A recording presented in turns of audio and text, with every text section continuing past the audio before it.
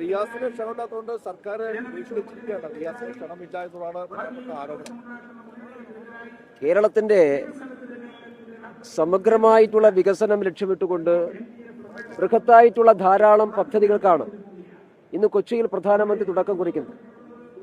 10,000-ലേറെ കോടി രൂപയുടെ വിവിധ വികസന പദ്ധതികൾ ഉദ്ഘാടനം ചെയ്യുന്ന ഈ സന്ദർഭത്തിൽ അനാവശ്യമായിട്ടുള്ള വിവാദമുണ്ടാക്കി കേരളത്തിന്റെ വികസനത്തെ തടസ്സപ്പെടുത്താനുള്ള പരിശ്രമത്തിനാണ് നിർഭാഗ്യവശാൽ സംസ്ഥാന സർക്കാർ നേതൃത്വം കൊടുക്കുന്നത്.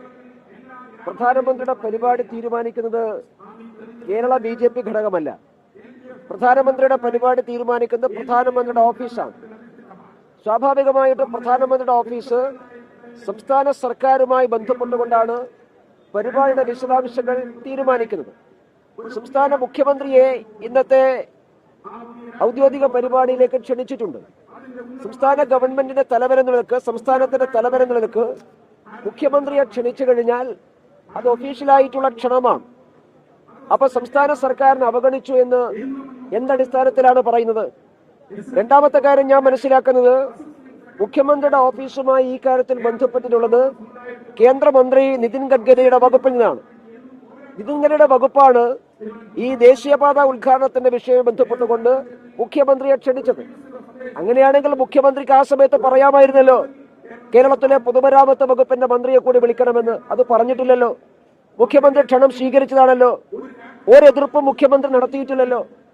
ഇന്ന് രാവിലെ എങ്ങനെയാണ് ഈ വിവാദമുണ്ടായത്? വിശദാംശങ്ങൾ ഇന്നലെ തന്നെ എല്ലാവർക്കും അറിയാമല്ലോ. അപ്പൊ മുഖ്യമന്ത്രി പറയണമായിരുന്നു, എന്റെ മരുമകനാണ് പൊതുമരാമത്ത് മന്ത്രി, അദ്ദേഹത്തെ കൂടി വിളിച്ചാലേ എനിക്ക് വരാൻ കഴിയുള്ളൂ എന്ന് മുഖ്യമന്ത്രി പറഞ്ഞാൽ മതിയായിരുന്നല്ലോ. അത് പറഞ്ഞില്ലല്ലോ. മാത്രമല്ല സംസ്ഥാന സർക്കാരിന്റെ മറ്റ് 2 മന്ത്രിമാരെ ഈ പരിപാടിയിലേക്ക് ക്ഷണിച്ചിട്ടുണ്ടല്ലോ. അപ്പൊ സംസ്ഥാന സർക്കാർ എന്ന് പറഞ്ഞാൽ മുഹമ്മദ് റിയാസാണോ? അത് മുഖ്യമന്ത്രി വ്യക്തമാക്കിയാൽ മതി, CPM വ്യക്തമാക്കിയാൽ മതി. കേരള ഗവൺമെന്റ് എന്ന് പറഞ്ഞാൽ മുഹമ്മദ് റിയാസാണ് എന്നവർ പറഞ്ഞാൽ ഇനിയുള്ള പരിപാടിക്ക് അങ്ങനെ ആലോചിക്കാം. ഞങ്ങൾ മനസ്സിലാക്കിയത് സംസ്ഥാന ഗവൺമെന്റ് തലവൻ മുഖ്യമന്ത്രിയാണ്. ഒരു മുഖ്യമന്ത്രിയെ ക്ഷണിച്ചാൽ സംസ്ഥാന സർക്കാരിനെ ഔദ്യോഗികമായി ക്ഷണിക്കുന്നതിന് തുല്യമാണ്. അതിന് അദ്ദേഹത്തിന് പ്രിയപ്പെട്ട ആളുകളെല്ലാം വേണമെങ്കിൽ അദ്ദേഹം പ്രത്യേകം ആവശ്യപ്പെടമായിരുന്നു. മുഹമ്മദ് റിയാസ് ഈ സമയത്ത് കോഴിക്കോട് ഒരു ഷോ നടത്തിക്കൊണ്ടിരിക്കുകയാണ്. മുഹമ്മദ് റിയാസ് കുറെ കാലമായി നടത്തിക്കൊണ്ടിരിക്കുന്ന ഷോ തന്നെയാണല്ലോ.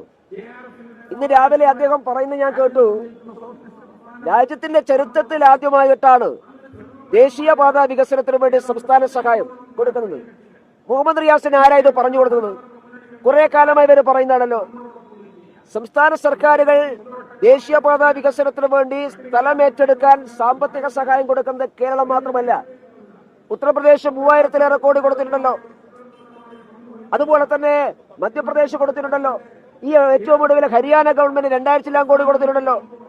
അതൊന്നും മുഹമ്മദ് റിയാസ് കണ്ടിട്ടില്ലേ? കേരളത്തെ സംബന്ധിച്ചിടത്തോളം ഭൂമിയുടെ വില കൂടുതലാണ്.